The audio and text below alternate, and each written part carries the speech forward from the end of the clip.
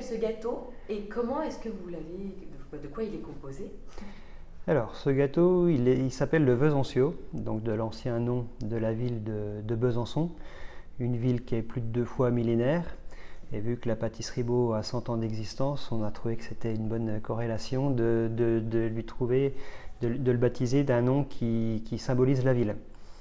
Au niveau de sa composition, on a une meringue aux amandes avec une crème légère à la vanille, bien vanillée, et un caramel tendre à la fleur de sel.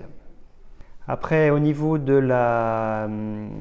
décor, on a symbolisé la boucle du Doubs en chocolat, donc en chocolat au lait, avec le logo maison qui se trouve au milieu de la boucle, qui symbolise la présence de la pâtisserie Beau au centre de la boucle de Besançon depuis 100 ans.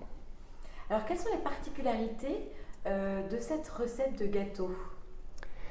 Alors, dans la composition du gâteau, on a essayé d'allier l'ancien et le moderne, la tradition et l'innovation, ce qui symbolise assez bien notre maison, qui a toujours été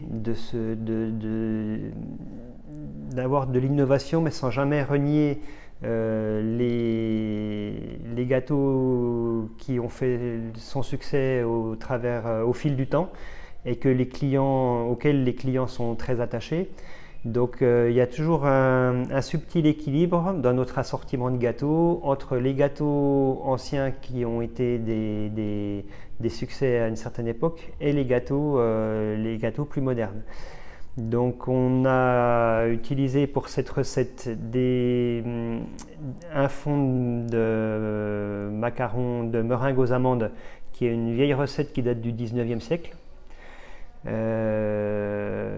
Qui a fait ses preuves au fil du temps et qui a traversé les âges parce qu'elle plaît à beaucoup de monde, c'est très agréable en bouche.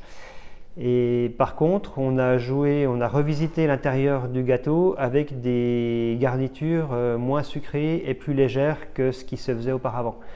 Donc on a une crème une crème légère qui est à mi-chemin entre une ganache montée et une chantilly, et un caramel tendre à la vanille où on cherche le juste point de caramélisation pour pas que ce soit trop sucré et puis pas que ce soit amer non plus.